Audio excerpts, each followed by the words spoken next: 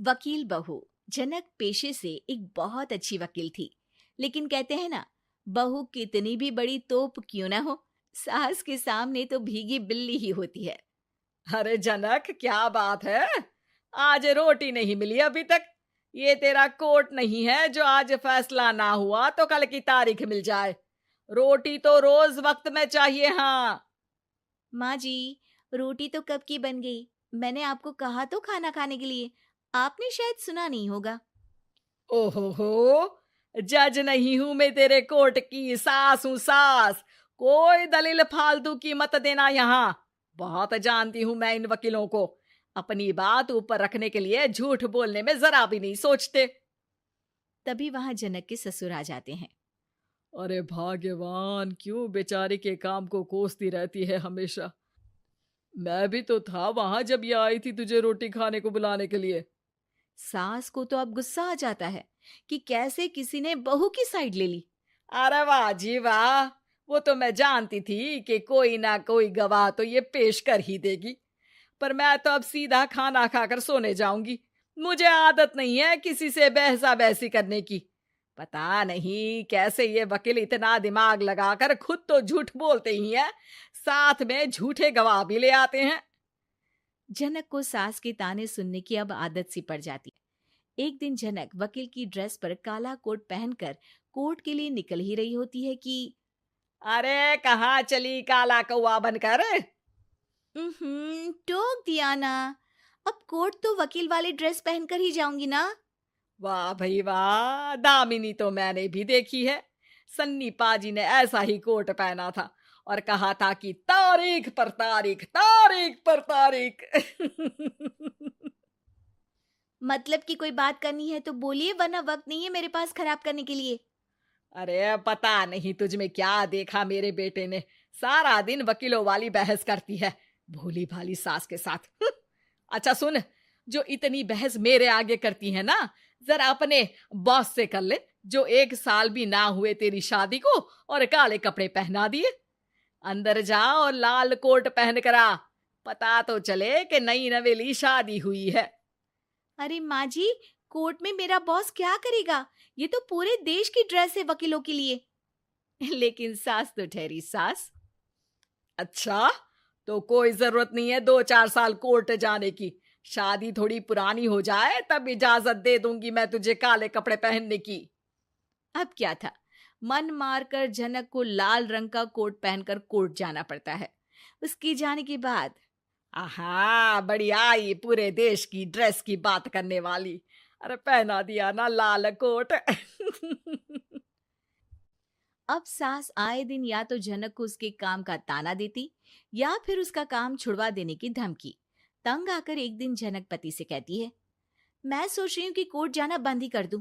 अरे क्यों यार, इतना अच्छा करियर है, क्यों छोड़ने की सोच रही हो?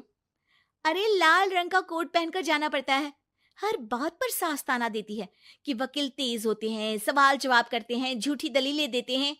अरे तो ठीक है ना, वो जो कहती है अपनी समझ से कहती है, लेकिन तुमको तो पता है ना कि सच्चाई क्या है। जनक को पति की बात से हौसला मिलता है कि तभी घर पर कुछ लोग आ जाते हैं। अरे आइए पंच साहब, कैसे आना हुआ? अरे भाई साहब, सुना है कि आपकी बहू वकील है। तभी वहां सास आ जाती है। हाँ है तो, लेकिन क्या हुआ? फिर कहीं बहस कराई क्या? अरे हम तो खुद दुखी है उसके व्यवहार से। अरे भाभी जी, आपको तो पूरा मोहल्ला जानता है कि आप कितना बोलती है।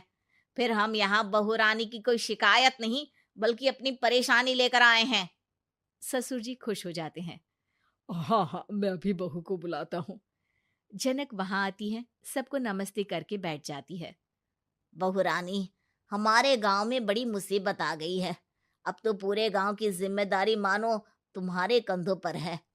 अरे ना ना, इससे तो घर की जिम्मेदारी पूरी नहीं होती, ये गांव की जिम्मेदारी क्या लेगी? भाभी जी, आप चुप हो जाओ। यहाँ पढ़े लिखे लोगों की बात हो रही है। आप जाओ, जरा रसोई से सबके लिए चाय लेकर आओ।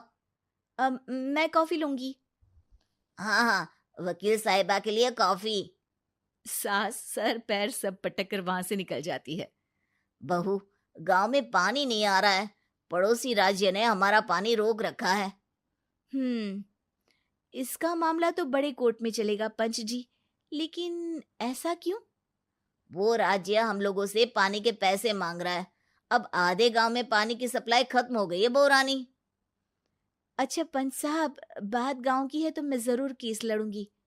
यहाँ एक बार फिर सास की एंट्री हो जाती है। अरे वाह जी वाह, ये काम करवा लो, आप हमारी बहू से बहुत अच्छा करती है। मैं हूं सीधी सादी सास।